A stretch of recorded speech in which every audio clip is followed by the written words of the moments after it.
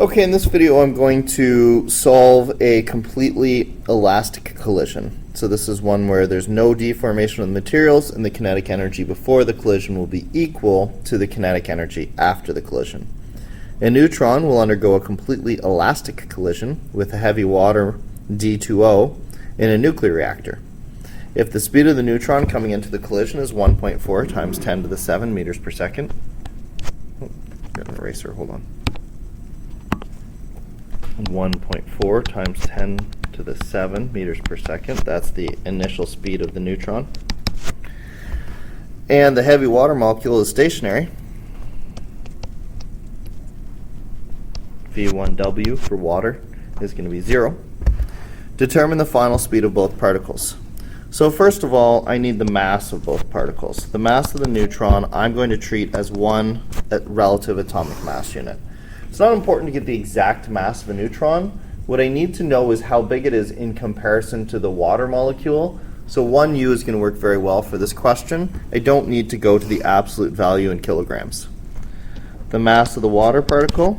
Well, the water particle is made up of oxygen, which has a mass of 16U, plus deuterium, 2 of them, 2 deuterons. Now, a deuteron is a hydrogen 2. Whoop, what was that? Just a second here. Hydrogen 2 isotope.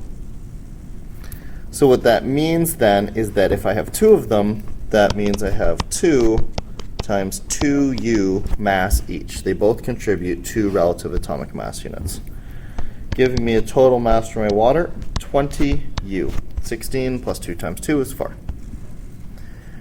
Okay, now what I want to know is my final velocity for my neutron, V2N.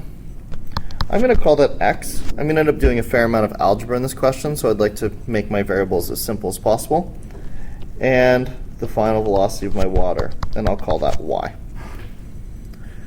Now, I have momentum conservation to work with here. P1 equals P2.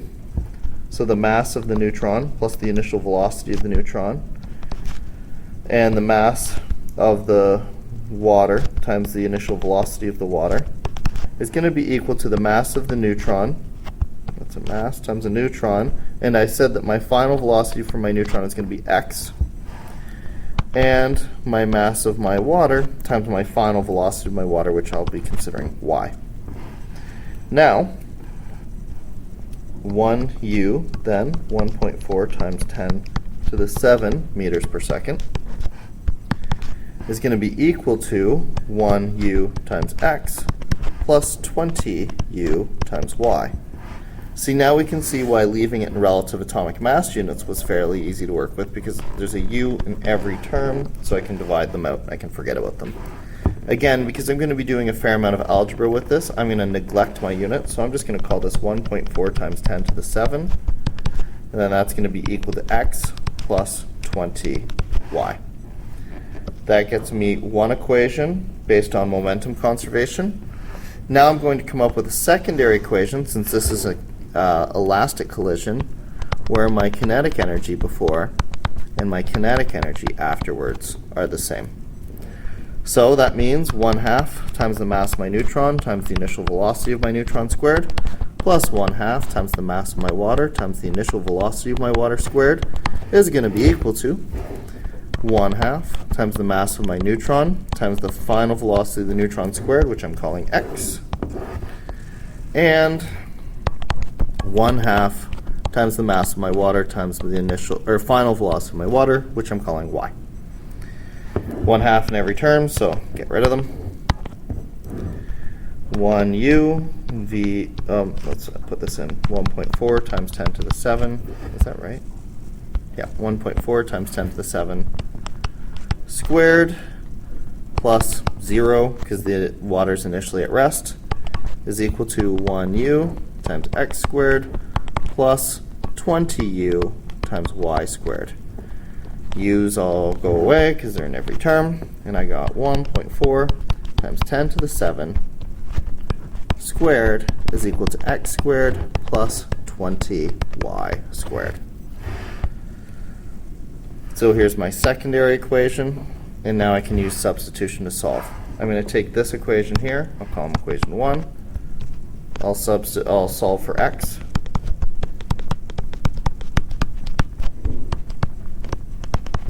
And that'll give me something I can substitute in over here. Notice that I'm leaving this 1.4 times 10 to the 7 squared. It's because I know something it's going to cancel out later. So I'm just going to leave it alone so that it's a little easier. Substituting for x then.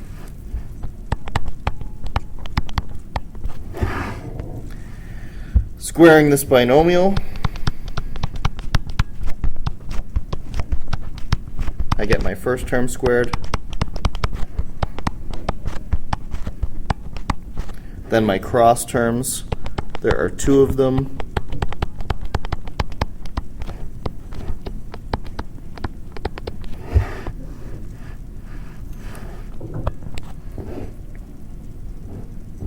And then finally my last term squared.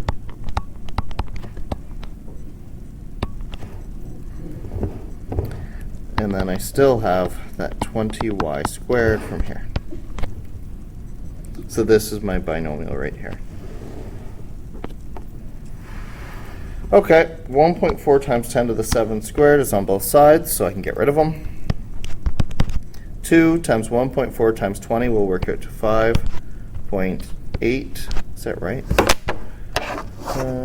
2 times 20 times 1.4. Oh, 5.6. Sorry. 5.6 times 10 to the 8. Y. So that's this term. And then 20y squared is 400y squared plus 20y squared. Now, I'm not interested in a situation where y is 0. Y represents the final velocity of the water. The initial velocity of the water was 0. So if the final velocity of the water is 0, it's like there was no collision at all. That's not an interesting case, so I'm going to ignore that. What that means then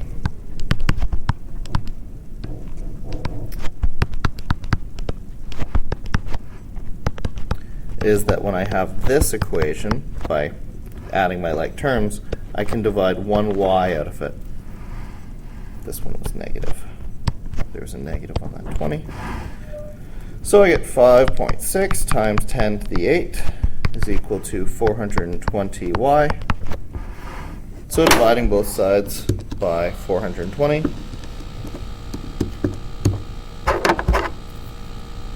I get a y of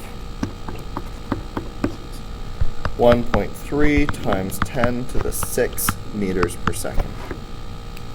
Okay, that is the final speed of my water.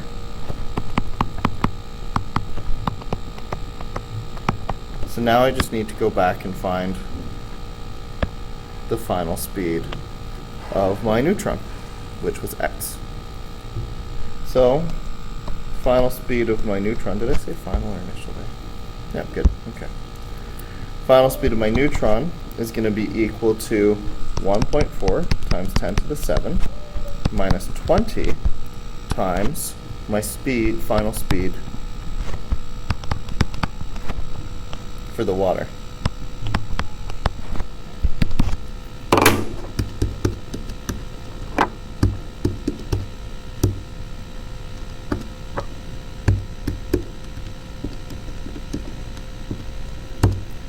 So putting that in, I get a final speed for my neutron of 1.2 times 10 to the 6 meters per second, and that's a negative.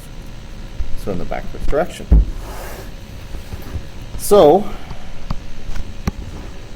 algebraically it's a little annoying, but I conserve momentum, and because it said that this was a completely elastic collision, I conserve kinetic energy. I come up with 2 equations, use substitution, try my best to be careful with the algebra, and I can get the final velocity for both objects.